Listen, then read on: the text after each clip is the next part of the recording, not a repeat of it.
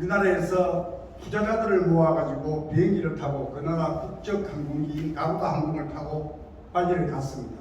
가면 그 여권을 쫙 걷어가지고 옆으로 VIP실로 빼게 만듭니다. 그러니까 그 통과하지 않고 그렇게 정도로 대우를 받으면서 했던 사업이었는데 가슴이 아프고, 특히 우리 한국 사람들이 발리에 가면은 발리 사람들이 되게 손으로 먹습니다. 음식을. 여러분이 잘 아시는 제일 유명한 음식이 뭐예요? 나시고랭입니다. 우리나라 말로 하면 볶음밥. 이거는 푸석푸석해서 이 숟가락으로 뜨면은 잘 안 먹습니다. 그래서 손으로 이렇게 먹는데, 다른 나라 사람들은 그걸 손으로 먹는데 굳이 한국 사람들만 숟가락을 찾더라고요. 그래서 우리 한국은 너무나 깨끗한 민족인가 하는 생각도 그 당시에 했습니다. 좌우지간 이렇게 살기 위해서 열심히 저 나름대로는 생활을 했었습니다. 그러면서 이제 제가 나이를 먹게 되죠. 이러는 사이에 애들도 크고 나이도 먹고 시대도 바뀌고 여러 가지가 변하게 됩니다. 그러면서 내가 어떻게 사는 게 가장 좋을까 하고 생각을 해봤습니다. 그렇다면 그 다린 앙카가 이야기했던 가슴 뛰는 삶, 나는 무엇을 할 때 가슴이 뛸 것인가를 생각을 해봤습니다. 그랬더니 폼을 잡을 때, 이 폼이라는 것은 그냥 폼이 아니고 오롯이 나 자신을 갖고서 누군가에게 내세웠을 때 가슴이 뛰는 것을 어렴풋이 느꼈습니다. 제가 이 폼을 잡은 때가 언제냐면 6살 때입니다. 그 6살 산골에서 콩꿀대회를 했는데 엄마가 자는 저를 깨워서 폼에 안고 콩꿀대회를 나갔습니다. 그때 제가 불렀던 노래가 무너진 사랑탑입니다. 그 무너진 사랑탑을 불러서 냄비를 받았어요. 그게 어려서 냄비를 하나 준 건지 노래를 잘 불러서 냄비를 하나 준 건지는 모르겠지만 어찌됐든 최초로 노래를 불러서 상을 받았던 게 냄비였습니다.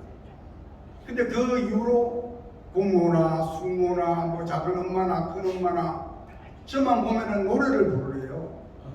그 노래를 불렀습니다. 노래를 부르면 공짜가 아니었습니다. 용돈을 줬어요. 5원짜리 10원짜리.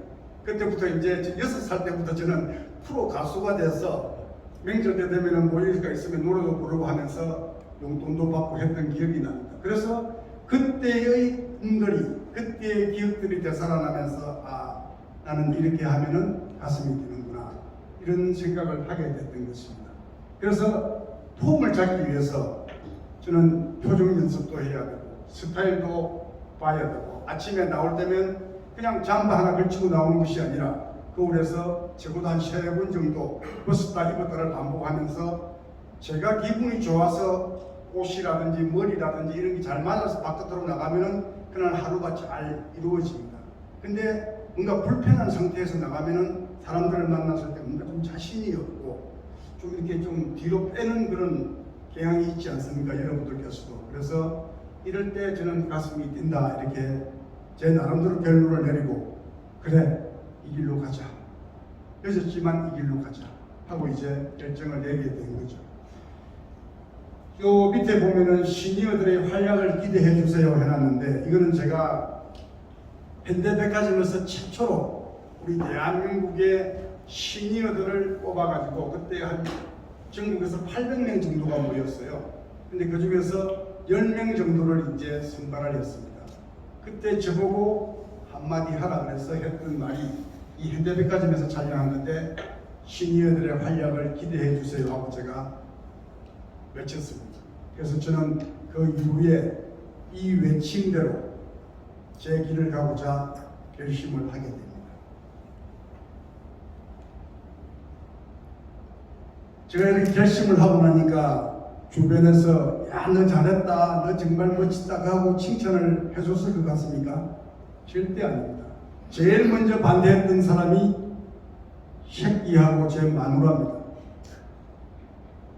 그러니까 그 사람들도 제 마누라는 제가 결혼을 했을 때 제가 이렇게 어디 나가서 사이도 보고 뭐 이렇게 하고 그러면 제일 싫어했어요. 맨날 자꾸 안기가 자리에 앉혀놓고 제발 좀 앉아있어라. 왜 이러느냐? 그랬습니다. 그러니까 제가 이 길을 간다 그러니까 너무너무나 반대했죠. 그 반대하는 이유가 뭡니까? 우리나라 사람들이 좋아하는 나이값입니다. 나이값. 제발 나이값 좀 해라. 그리고 이 나이에 젊은 애들도 나가서 한편 나가고 떨어져 나가는데 도대체 뭘 하려고 이 길을 가느냐고 그렇게 막 꾸지람을 했었어요. 그리고 이게 경제적으로 도움이 되느냐? 앞으로 살아야 되는데 이게 앞으로 도움도 안 되는 이거를 왜 하려고 하느냐고 그렇게 만류를 했습니다.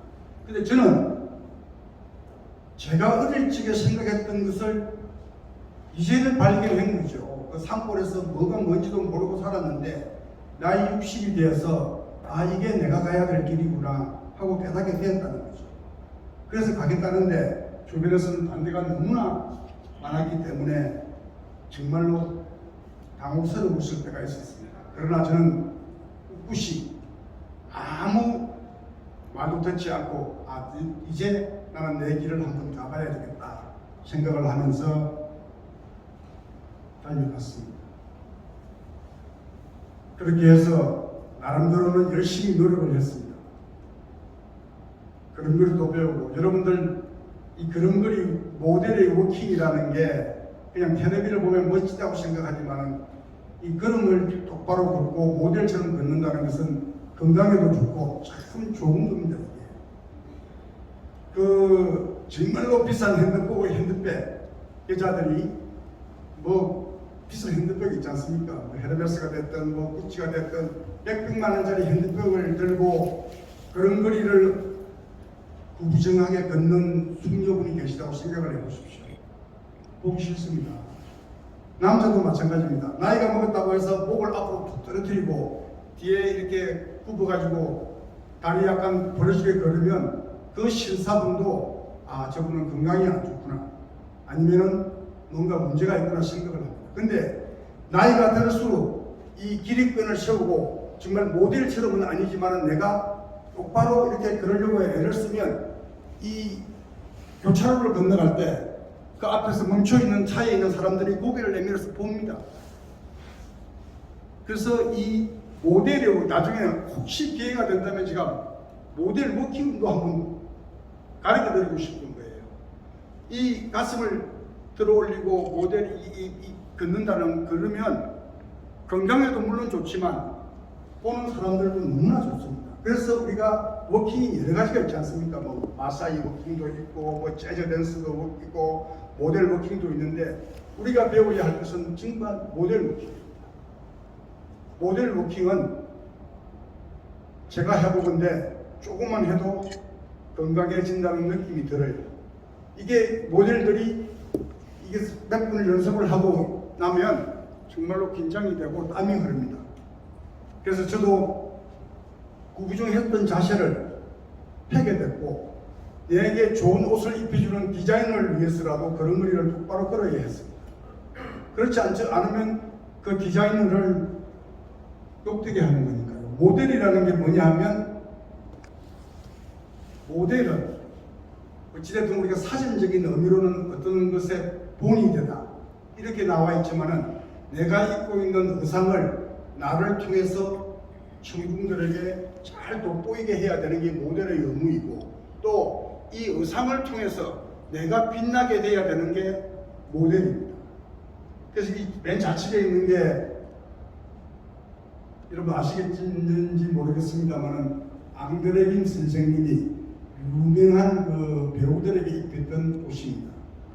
이 옷을 젊은 사람들만 입죠. 송성헌이, 뭐 이병헌이 이런 사람들만 입었는데 시니어로서는 제가 최초로 이 옷을 입고 그 슈퍼 모델들하고 같이 콜라보 쇼를 했었습니다.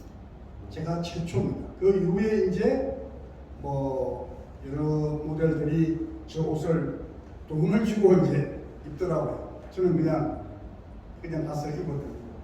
두 번째 있는 저 옷은 유지영이라는 모델이 만드는 옷입니다.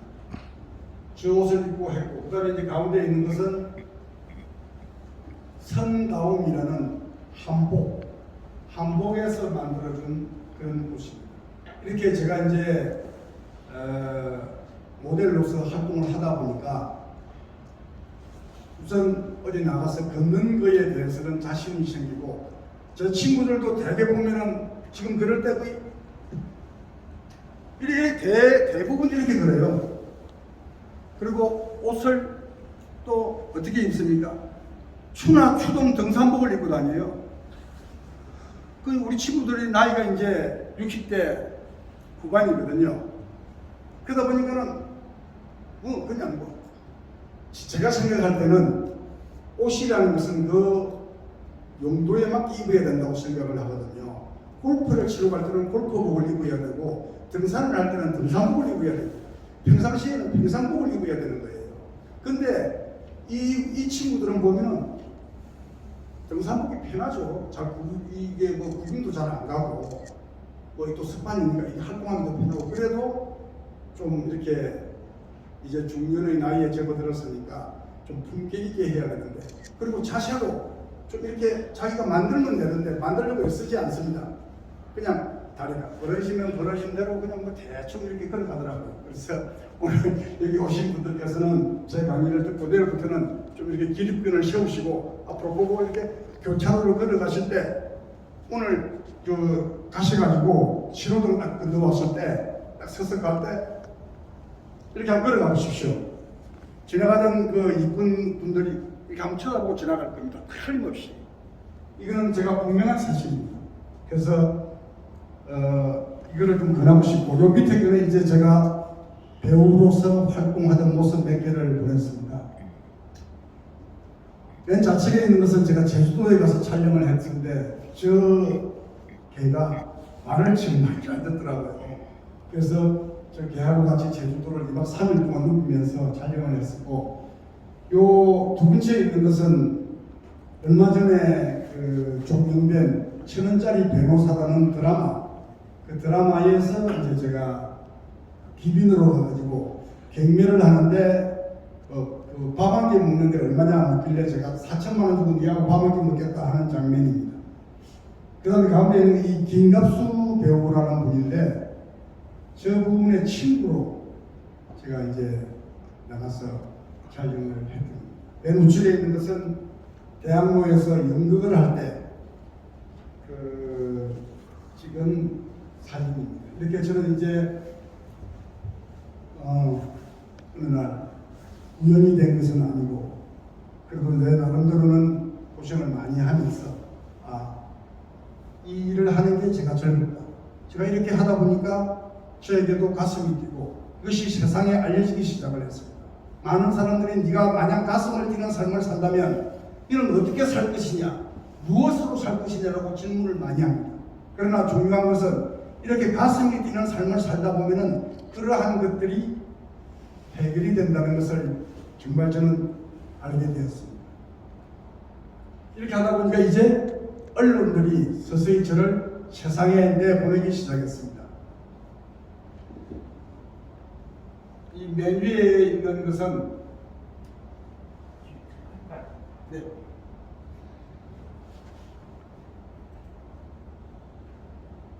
그거 앞에 이 당시에는 정말로 시니어 모델이라는 것이 정말 낯설 때입니다. 근데 이 이무장 뉴스의 이 기자가 저를 찾아와가지고 아직은 낯선 이름 시니어 모델 전향성 해가지고 저를 취재를 해봤습니다. 정말 그 당시에는 정말 시니어 모델이 뭔지, 여러분이 잘 아시는 것처럼 그 당시에 수염 많고 머리 긴 김칠구라는 모델이 딱 뜰 때입니다. 그때 이제 저를 취재를 가서 세상에 시니어 모델이라는 게 이렇게 있구나 하는 것을 이제 알게 됐던 거죠. 다음. 이 제목이 기자가 아주 멋지게 땄습니다. 하늘에는 천왕성, 땅에는 천왕성이 빛난다 해서 이분이 이제 기사를 써서 보냈습니다. 그래서 이 천황성이라는 이름이 세다고 사람들이 개명을 하라고 저한테 몇 번 그랬어요. 이름이 너무 세서 이름에 치여서 너무 힘들다. 그러니 이름을 좀 개명을 하면 어떻겠느냐.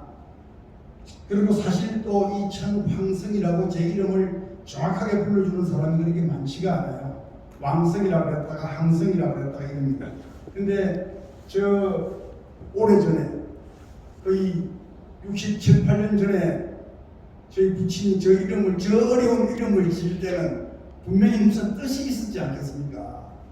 그래서 나는 이거 안 바꾸겠다. 그러니까 힘이 들더라도 내 아버지가 지어준 이 이름을 가지고 나는 살겠다. 그리고 그래서 제가 이제 세월이 지나면서 제 이름에 관한 얘기를 잠시만 하겠습니다. 세월이 지나면서 우리 아버지가 왜 나를 천황성으로 지었을까 하고 이게 좀 풀고 싶었어요. 그래서 어느 날 거울을 이렇게 보는데 해답이 찾았습니다.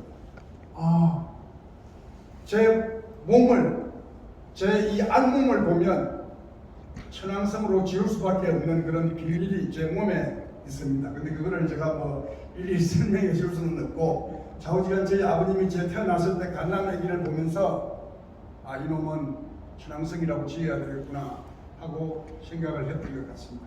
이렇게 해서 이제 제가 세상에 이제 알려지기 시작을 한 거죠. 여러분 잘 아시겠지만은 내가 모르는 것은 이 세상에 존재하지 않는 거라고 했습니다. 그 사람이 아무리 유명한다 하더라도 내가 모르면 내게는 그 사람은 없는 것이고, 그 물건이 아무리 인기 상품이라 하더라도 내가 모르면 그거는 존재하지 않는 거라고 했습니다. 그래서 우리는 이 세상에 왔기 때문에 나를 좀 이렇게 알리고 가야 되지 않겠습니까? 사람들이 야, 너 누구 아냐? 모른다 그래요. 그럼 그 사람 기억 속에 없기 때문에 이 세상에 존재하지 않는 겁니다. 그래서 저는 이제 이렇게 활동을 하면서 천황성이라는 사람이 세상에 왔다 하는 것을 알리기 시작했던 거죠. 네. 저는 이렇게 살아왔습니다. 젊은 날은 정말로 깡촌에서 태어나서, 그리고 조국의 현실을 파악을 하고 거기에 가담도 했고, 또 열심히, 그 당시 제가 부대 생활을 할 때는 군사정부였습니다. 그래서 군인들이 좀 이렇게 인기도 있었고 힘도 있었습니다. 그렇지만은 남북 상황, 대치 상황은 아주 험중했습니다. 그런 상황에서 제가 장병들을 데리고 서부전선 1사단에 근무를 했습니다. 임진강을 지키고 그렇게 하면서 제가 열심히 살았죠. 그러면서 이제 세월이 흐릅니다.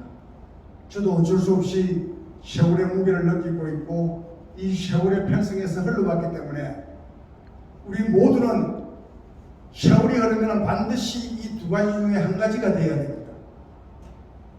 그것은 노인이 됩니다.